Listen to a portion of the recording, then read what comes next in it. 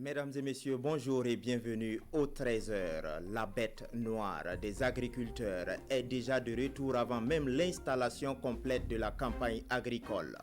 Dans le Pony, la chenille légionnaire s'est déjà installée dans quelques champs et cela commence à donner des maux de tête à des producteurs. À Gawa et aux alentours, le combat contre ce ravageur est déjà engagé, mais cela ne semble pas être gagné d'avance. Demain, 1er juin, c'est la date de reprise des cours pour les classes d'examen. Mais cette reprise doit se faire dans le respect des dispositions contre la propagation du coronavirus. Et le moins que l'on a pu constater à quelques heures de cette reprise est que des établissements dans la ville de Ouagadougou n'ont pas encore reçu les dispositifs de lave-mains, les savons et même les masques de protection. Néanmoins, les responsables de ces établissements nourrissent l'espoir de voir les choses changer dans les heures à venir. Mesdames et messieurs, bonjour et merci de nous suivre. Cette brève avant de poursuivre. Hier, samedi 30 mai, Maître Benewende Stanislas Sankara avait annoncé sa démission de la tête de l'Union pour la Renaissance Parti Sankariste Unir PS. Une annonce qui a coïncidé avec le congrès extraordinaire du parti. À la clôture de ce congrès, les congressistes ont rejeté la décision de Maître Benewende Stanislas Sankara. Il a été ainsi reconduit à la tête de l'UNIR PS qu'il va présider jusqu'en 2021, date du prochain congrès ordinaire. Nous reviendrons plus en détail sur cette information dans nos prochaines éditions. Je vous le disais en titre, les producteurs de maïs dans le Pony sont déjà inquiets quant à leur rendement pour la campagne agricole 2020-2021. La chenille légionnaire, ce ravageur des champs de maïs, a déjà pointé son nez, ce qui suscite des craintes à plusieurs niveaux. Mais pour les producteurs, pas question de baisser les bras. Ils ont ainsi engagé le combat contre la chenille légionnaire, mais pas sans difficulté. Oumarou Sayon, siège Judikaël Poda. La saison des pluies annonçait pas que déjà la bête noire des producteurs de maïs s'invite dans les difficultés. La chenille légionnaire, puisque c'est d'elle qu'il s'agit, a fait son apparition dans les champs de maïs de la province du Pony. À la périphérie de Gawa, ce jeune producteur, situé aux abords de la rivière Pony, a engagé le combat très tôt. On a commencé le semis le 23 avril. Donc 2 semaines après, on a constaté les chenilles et on a commencé à traiter. Si vous prenez les 2 années passées, c'est des pertes énormes qui sont là pour des producteurs. Donc ça fait des dégâts.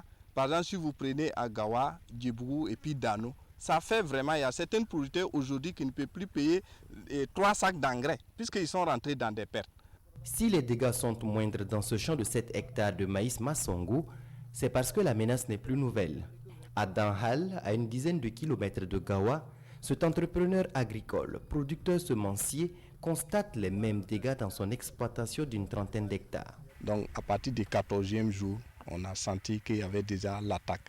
Donc on a commencé par les traitements. Mais notre chance aujourd'hui, parce que les autres producteurs n'ont pas encore mis le maïs en place. Enfin, alors que vous savez, pour dire de traiter, tout le monde n'a pas traité au même moment.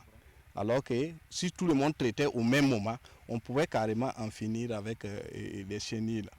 Des techniques existent pour prévenir et réduire les risques de voir les plants de maïs ravagés par la chenille légionnaire. Mais une difficulté se pose dans le choix des produits phytosanitaires. Avant de semer, on a des produits. Il y a d'autres qui appellent caïman, des produits. Donc il faut les mélanger avec les semences là pour pouvoir semer.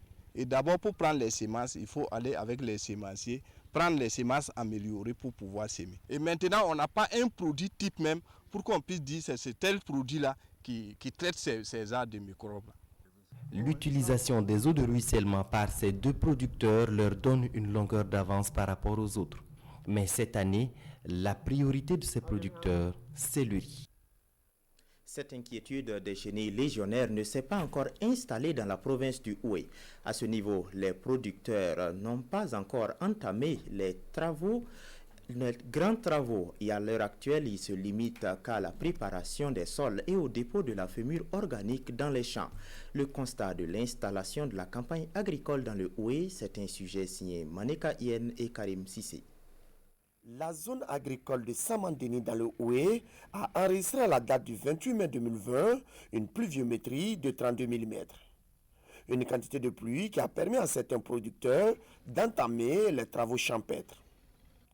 Augustin Sanou est un producteur agricole à Sangoulema.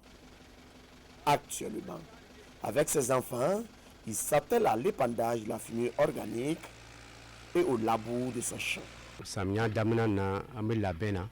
Comme nous sommes en début de campagne, nous sommes en train de nous préparer. On ramasse la fumure organique pour mettre dans le champ. Ensuite, on laboure avant de s'aimer. Cette année, je vais faire 10 hectares de maïs et 30 hectares de coton. Ici, nous sommes dans le champ de Christian Sanou. Un demi-hectare emblavé en arachide qui est au stade de levée. Ce producteur dit attendre quelques semaines pour semer les autres spéculations. C'est l'arachide que j'ai semé d'abord. Je compte semer le maïs et le coton après. Parce que si je sème le maïs à l'heure là, je vais perdre à cause de la pluie. Un tour à Sungalo Daga. Là, de façon générale, l'heure est à la préparation des champs. Et pour le directeur provincial en charge de l'agriculture du Houé, l'installation de la campagne se déroule comme prévu. Les prévisions pluviométriques nous disent que nous aurons une campagne un peu précoce. C'est ce qui a pu expliquer un peu les activités un peu sur le terrain que vous avez remarqué et puis certains semis. Aussi, les prévisions pluviométriques nous disent aussi que cette année, nous aurons une campagne et des précipitations excédentaires anormales pendant les 3 premiers mois de la campagne pluvieuse. Donc nous sommes dit que comparé à l'année passée, nous sommes toujours dans le temps et nous sommes toujours dans le délai. Pour cette campagne agricole, le ministère de l'Agriculture met à la disposition des producteurs du Houé plus de 822 tonnes de semences améliorées, toutes spéculations confondues, et 1500 tonnes d'engrais. Pour la province du Houé, nous sommes à plus de 85% des dépôts à la date du 27 mai 2019. Nous finissons avec le dépôt des semences à partir du vendredi 28 et vendredi 29 mai 2020. Nous pensons que nous serons à 100% des dépôts au niveau des différentes communes. Ils sont nombreux les producteurs qui attendent les pluies du mois de juin pour entamer comme il se doit les travaux champêtres. Tous pensent que la prévision de 419 000 tonnes de céréales dans le Houé peut être réalisée si la pluviométrie ne leur joue pas des tours. Le monde de l'économie rurale songe plutôt à sauver l'environnement dans un contexte de changement climatique. Une des solutions que les acteurs proposent est celle de faire payer des impôts pour certaines activités qui tendent à dégrader fortement l'environnement. Ces réflexions ont eu lieu à Waiguya et elles sont soutenues par le ministère de l'Environnement et de l'économie verte qui veut trouver les solutions idoines pour sauver l'environnement. Kiswen Sida, Irénée Kaboré et Karim Bikienga. Comment préserver l'environnement dans un contexte de changement climatique? Ces hommes et ces femmes échangent sur la question à cet atelier de Waiguya. Parmi les solutions, il se dégage la réforme de la fiscalité environnementale. La fiscalité environnementale, c'est comment effectivement travailler à ce que l'environnement finance l'environnement.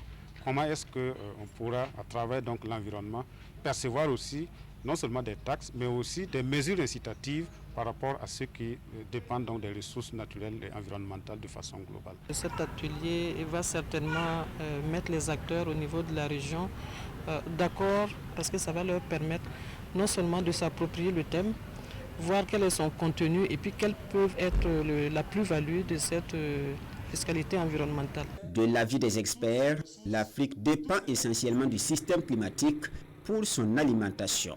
Sauver l'environnement est donc un impératif pour les pays africains comme le Burkina Faso. Le Burkina est un pays sahélien.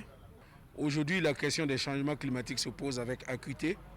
Et donc l'idée aujourd'hui, c'est de dire qu'il faut aller vers une économie verte, une économie donc qui puisse préserver notre milieu naturel À cet atelier de Wayouguia, les participants ont mis l'accent sur les mines et le maraîchage, deux secteurs à fort impact sur l'environnement et le cadre de vie.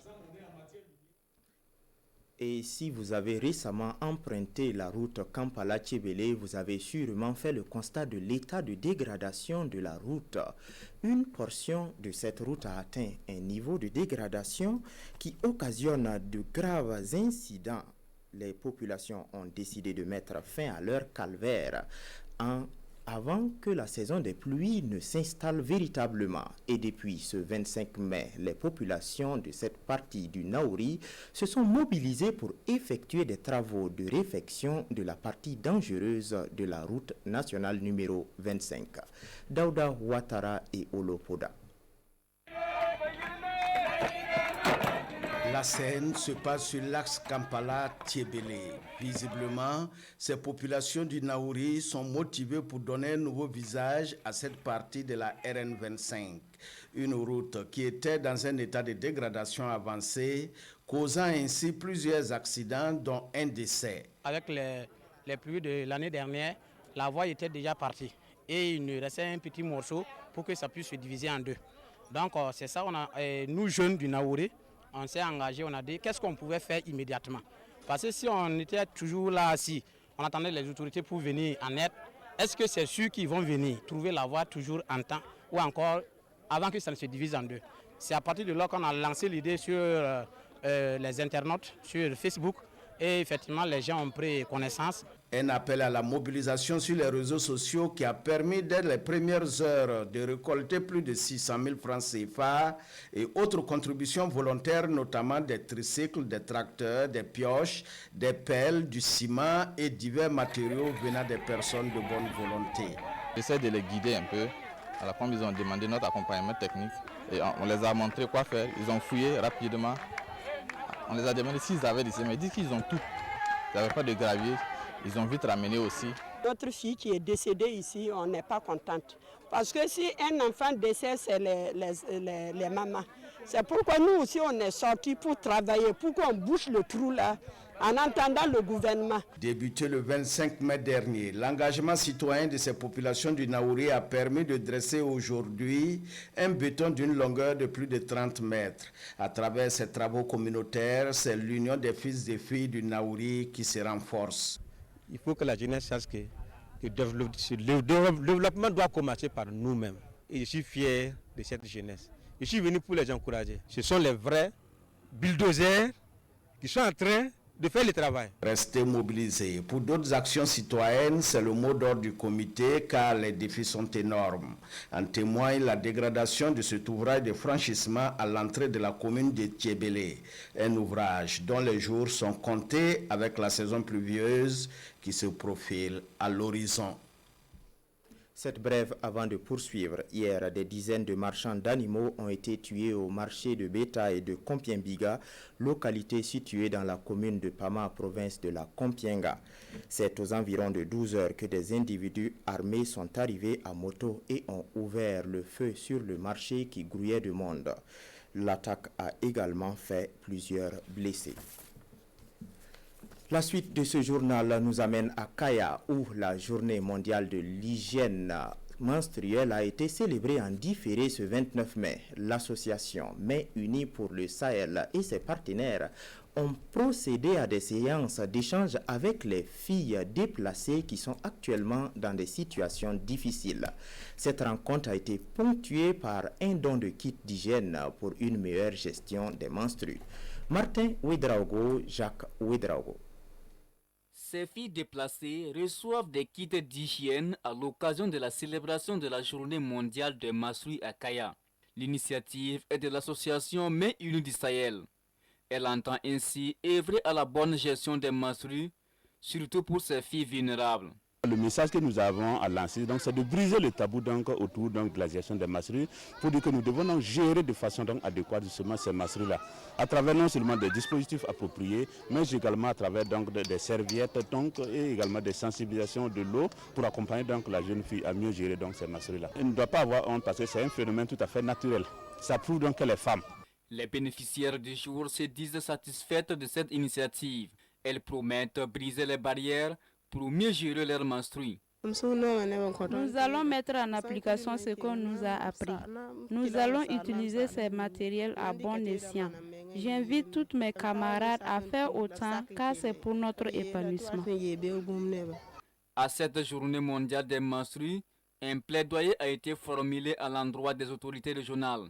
Et le premier responsable de la région appelle tous les leaders à une prise de conscience collective. Il est temps d'agir pour l'épanouissement des filles et de leur réussite scolaire dans notre région. Ensemble, réussissons le pari de briser le silence autour des menstrues.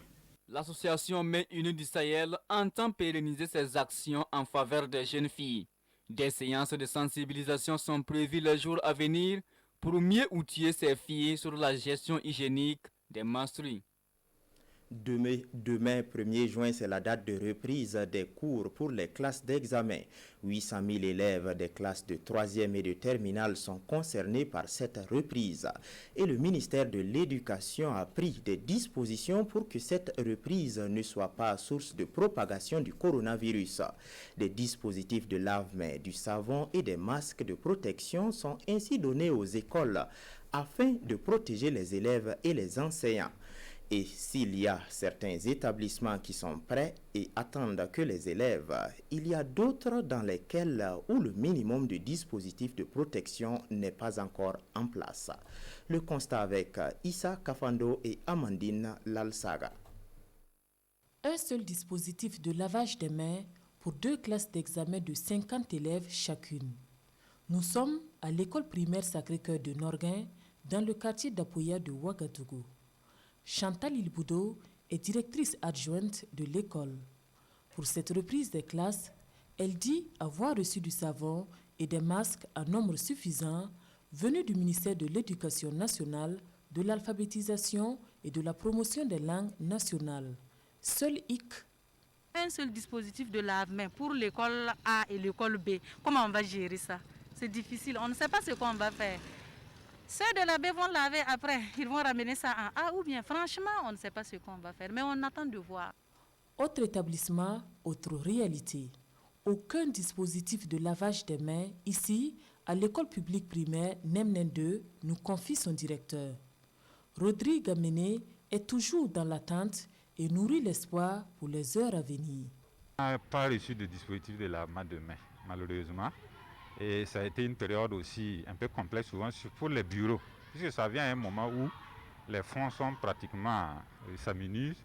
Et maintenant, il faut négocier avec ces partenaires-là pour nous aider avec ce matériel. Donc, c'était une difficulté. Mais néanmoins, on a essayé d'échanger. Ils nous ont promis au moins 2. Au lycée Nelson Mandela, la réalité contraste avec celle de Norguin et de Nemnen 2. Les 10 classes d'examen que compte cet établissement sont équipées de dispositifs de lavage des mains par classe et d'autres sont même stockés dans ce magasin. Nous avons reçu 900 cache-nez, et 12 lave-mains et 18 cartons de savon. Chaque élève doit avoir au moins 2 masques. Pour les effectifs, dans les classes de terminale, nous avons en moyenne 50 élèves. Et les classes de 3e, 50 aussi.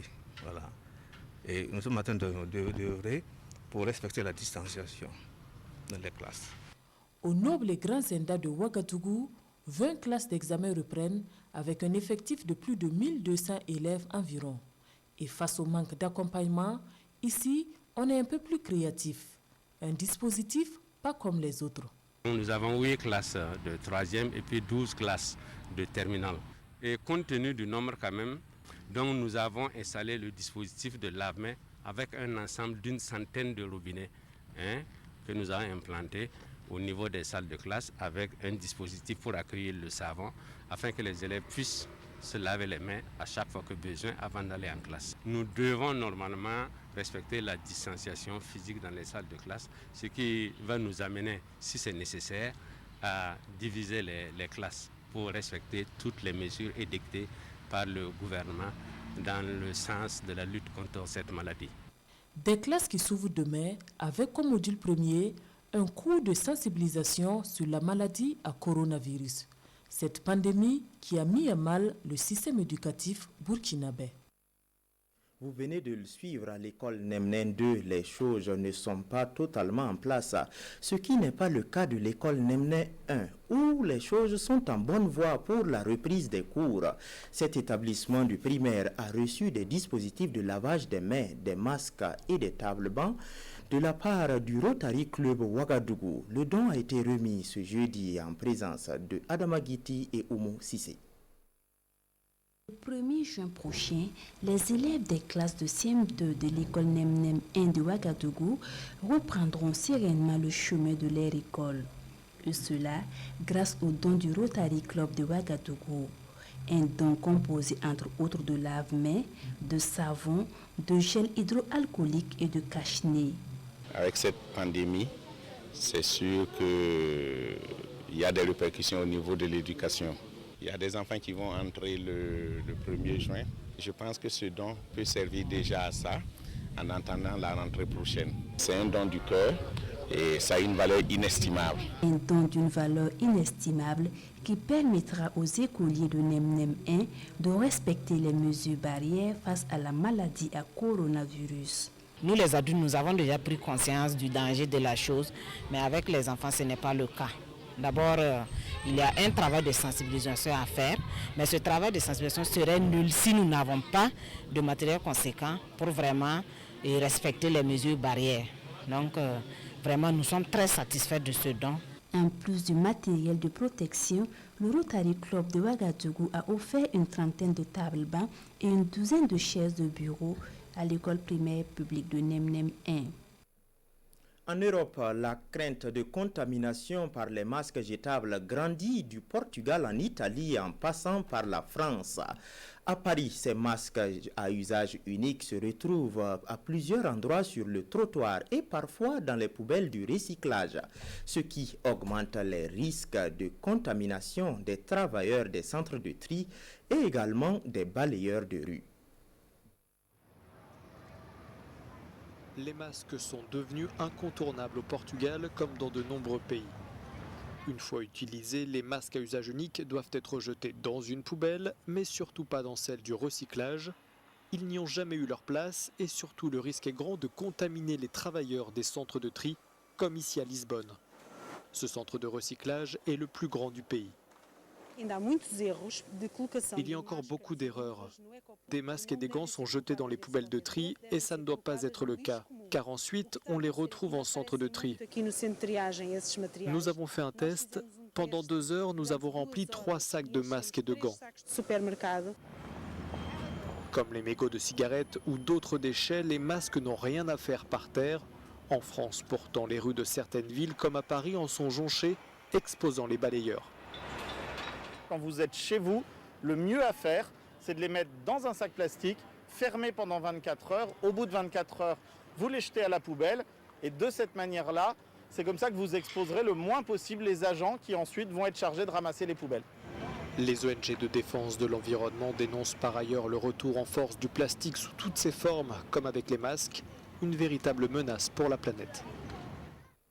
Aux États-Unis, les manifestations s'intensifient après la mort de George Floyd, cet Américain noir tué lors de son arrestation, dont la vidéo a fait le tour du monde. De Minneapolis à Chicago, les protestations ne cessent de croître et les autorités ont décrété le couvre-feu sur 25 villes. Minneapolis, New York, Chicago, Miami, Philadelphie, entre autres, autant de villes américaines où les affrontements entre forces de l'ordre et manifestants se poursuivent avec toujours plus d'intensité. Partout, les manifestants dénoncent les bavures policières et les disparités raciales. Surtout, ils exigent justice pour George Floyd, dont l'arrestation mortelle a été filmée dans une vidéo devenue virale. À Minneapolis, la ville où George Floyd est mort lundi, la garde nationale de l'État a été mobilisée. Les autorités ont aussi promis une démonstration de force massive pour apaiser les émeutes qui sont devenues de plus en plus destructrices. La situation à Minneapolis n'est plus du tout liée au meurtre de George Floyd. Il s'agit d'instiller la peur et de déstabiliser nos grandes villes. Des unités de la police militaire ont été mises en alerte pour pouvoir éventuellement intervenir à Minneapolis dans un délai de 4 heures. Les manifestations ont fait au moins 2 morts, plus d'1 millier de personnes ont été arrêtées. Des couvre-feux ont été décrétés dans 25 villes américaines. C'est tout pour ce journal que j'ai eu du plaisir à vous présenter. Merci de l'avoir suivi. Bonne suite de programmes sur la télévision du Burkina. Et tout à l'heure à 14 h, l'information revient en langue nationale.